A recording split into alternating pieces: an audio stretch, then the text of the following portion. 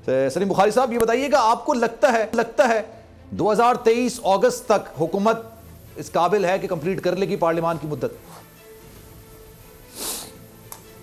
जो दो हवाले आपने दिए हैं, मौलाना फजल रहमान साहब का भी है और ख्वाजा आसिफ ने भी पार्लियामेंट में खड़े होकर यही कहा था, वो गालबन इस वजह से है कि अगर आपको याद हो, इमरान खान साहब की हुकूमत के दौरान वो सारे मुतालबा करते रहे कि चूँकि ये इलीगल गवर्नमेंट है, चूँकि ये धांधली की पैदावार है, इसलिए इलेक्शन नए होने चाहिए। और पूरी कैंपेन अगर आप देखें उनकी 3 साल 3.5 साल की जो थी, वो नए इलेक्शन के मुतालबे के हवाले से थी। लिहाजा वो इसकी बात तो ज़रूर करते हैं कि ऐसा ना हो कि लोग ये कहें कि अभी हुकूमत में आ गए तो इलेक्शन का जिक्र ही नहीं करते हैं। लेकिन जितने आसार मैं देख रहा हूँ, जिस तरीके से काबीना की तश्कील हुई है, हर चंद किस्में ताख़ीर हुई है, लेकिन 13 पार्टियों का इत्तेहाद अगर होगा तो वहाँ काबीना बनाना आसान तो आम एक पार्टी जीत जाए तो उसके लिए नहीं होता। लिहाजा ये देर जो लगी है, वो कहते हैं ना कि कुछ बायस ताख़ीर भी था, वही ताख़ीर तो कुछ बायस ताख़ीर भी था। लेकिन मेरा आज जो आसार मैं देख रहा हूँ, जो प्लान्स मैं देख रहा हूँ, जिस तरीके से उन्होंने आज काबीना के पहले इजलास से खिताब करते हुए अपने प्लान्स ज़ाहिर किए हैं, मुझे नहीं लगता कि हुकूमत मिड टर्म इलेक्शन या किसी अर्ली इलेक्शन की तरफ जाएगी। मेरे ख्याल से ये 1.5 साल की मुद्दत पूरी करेगी और इस बीच में 2 काम करेगी। एक ये तासुर ख़त्म करेगी कि पिछली हुकूमत जो है उसने कोई अच्छा काम किया था, जिसका काम शुरू हो चुका हुआ है। जिस मिनिस्टर की बात आप सुन लें, जिसने आगाज़ किया, उन्होंने पिछले पोतड़े खोले हैं और ये कहा है कि वो हर एक जगह, हर शोबे में, हर ज़िंदगी के शोबे में नाकाम थे। ये सिलसिला जारी रहेगा और साथ साथ उनकी कोशिश होगी कि थोड़ी बहुत अगर परफॉर्मेंस भी हो जाए तो वो ये समझ रहे हैं कि अगर ऐसा हो गया तो उनके लिए आइंदा का इलेक्शन जो है वो आसान होगा। और साथ ही साथ एक बैक ऑफ द माइंड ये बात भी है कि जो जो वक्त गुजरेगा तो शायद ये इमरान खान साहब वाला जो पर्सनैलिटी कल्ट जिसको वो कहते हैं, वो थोड़ा सा सेटल होगा, थोड़ा सा यानी नरम पड़ जाएगा। तो इस चीज़ को सामने रखते हुए मैं तो बड़े वसूख से कह सकता हूँ कि इस हुकूमत का कोई इरादा नहीं है 2023 के वक्त के मुताबिक इंतखाबात करने सर, 123 जल्दी में नहीं। इस्तीफे आए कौमी असम्बली के, 94-95 जो हल्के हैं जिसमें ज़मीनी इंतखाब कराना पड़ेगा। सर, सवाल ये भी पैदा होता है, आपने अगर निगरां हुकूमत बनानी है, इस वक्त तो अपोजिशन लीडर ही कोई नहीं है और अपोजिशन में कोई हो ही नहीं सकता क्योंकि सारे तो इत्तेहादी हैं। मेंगल साहब शायद हो सकता है उस तरफ चले जाएं, हो सकता है मुत्तहदा कौमी मूवमेंट चले जाए, लेकिन उसका तासुर भी खत्म हो गया क्योंकि फैसल सजवारी साहब ने ज़ाहिर सी बात है कैबिनेट ज्वाइन कर लिया। आपको लगता है कि कोई जाएगा अपोजिशन की तरफ? अगर अपोजिशन की तरफ नहीं जाएगा तो सर निगरां हुकूमत कैसे बनेगी?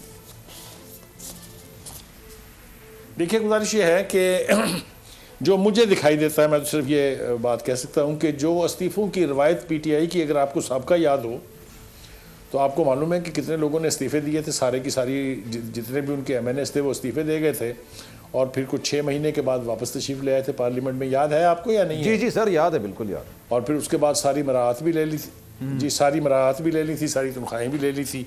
अभी जो है स्पीकर साहब जो नए आए हैं, उन्होंने चैलेंज किया है कि वो इस्तीफ़े जो हैं वो लीगल तरीके से तस्लीम हुए हैं, मैं उनको एक एक करके देखूँगा दोबारा। और ये आपको मालूम है कि ये कानून भी है और रवायत भी है कि जब तक स्पीकर के पास आके इन पर्सन MNA नहीं कहेगा कि मैंने इस्तीफ़ा दे दिया है, उसके मंजूर होने का कोई सवाल ही पैदा नहीं होता है। साइक्लो स्टाइल कागज़ों के ऊपर इस्तीफ़े ये कानून के और रवायत के मुताबिक नहीं है, ये हाथ से लिखा हुआ होना चाहिए और MNA को आके कंफर्म करना चाहिए।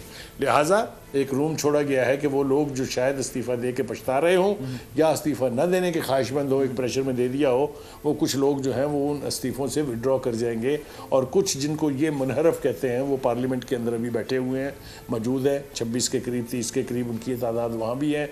इसी तरह प्रोविंशियल असम्बली में पंजाब में भी हैं।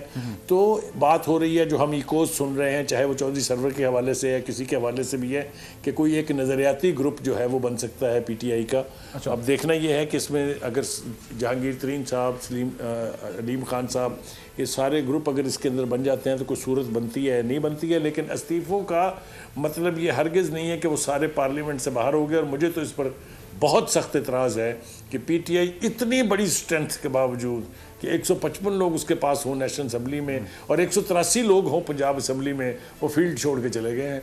मुझे तो इस पर बहुत हैरत है। किसी पार्लियामेंट्री अफेयर के एक्सपर्ट से आप बात कर लें, ऐसी स्ट्रॉन्ग अपोजिशन तो डिक्टेट करवा सकती थी अपनी टर्म्स किसी भी हुकूमत से। ये मैं आपको वसूख से और अपने 55 साल एक्सपीरियंस के बलबूते पे कह रहा हूँ, हवा में बात नहीं कर रहा। अच्छा, कि मुझे बहुत हैरत है इस विजडम पर। लेकिन अब जैसा मैंने कहा, देखना यह है कि अगर वो सारे इस्तीफ़ों का प्रोसेस रिव्यू होने जा रहा है और स्पीकर साहब जैसे कि कहते हैं हर एक से खुद ज़ाती तौर पर मिल के हाथ से लिखवाएंगे, तो ये सारे के सारे इस्तीफे कायम रहेंगे कि नहीं, ये देखना अभी बाकी है। और एक हतमी सूरत में अगर वो सारे इस्तीफे हो भी जाते हैं, ठीक है, तो हुकूमत के पास पाकिस्तान पीपल्स पार्टी के रहनुमा सब्सक्राइब करें और बेल दबाएं ताकि कोई खबर रह न जाए।